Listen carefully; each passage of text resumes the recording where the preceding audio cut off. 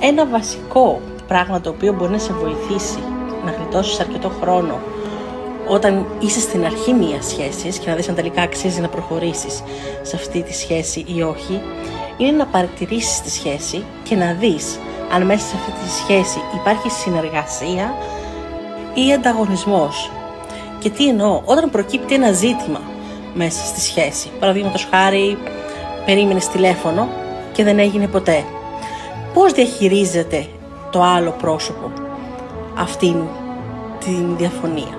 Θα προσπαθήσει να βρείτε μια κοινή λύση, αναγνωρίζοντας την ευθύνη τη δική του ή τη δική της, ζητώντας συγγνώμη, λέγοντας το πόσο δύσκολο ίσως ήταν εκείνη τη στιγμή να σου τηλεφωνήσει, αναγνωρίζοντας λοιπόν και το δικό σου βίωμα αλλά και τη δική του ευθύνη, ή μπαίνει σε μια διαδικασία αντιπαράθεσης και ανταγωνισμού και αρχίζει να μειώνει το βίωμά σου, λέγοντάς σου ότι είσαι υπερβολική ή είσαι υπερβολικός, είσαι πολύ needy, χρειάζεται πάρα πολύ προσοχή από σένα, ότι προσπαθείς να τον ελέγξεις ή να την ελέγξεις.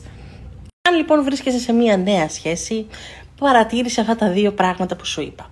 Υπάρχει διάθεση και από τους δυο σας για συνεργασία ή υπάρχει διάθεση για ανταγωνισμός και για κόντρα?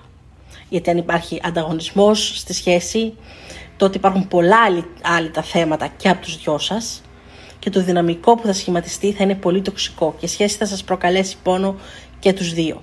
Αν υπάρχει όμως συνεργατική διάθεση και από τους δυο σας και αναλαμβάνετε την ευθύνη σας και επικοινωνείτε ξεκάθαρα μεταξύ σας, τότε υπάρχει ο σπόρος για κάτι πάρα πολύ ενδιαφέρον και αξίζει να επενδύσετε σε αυτό.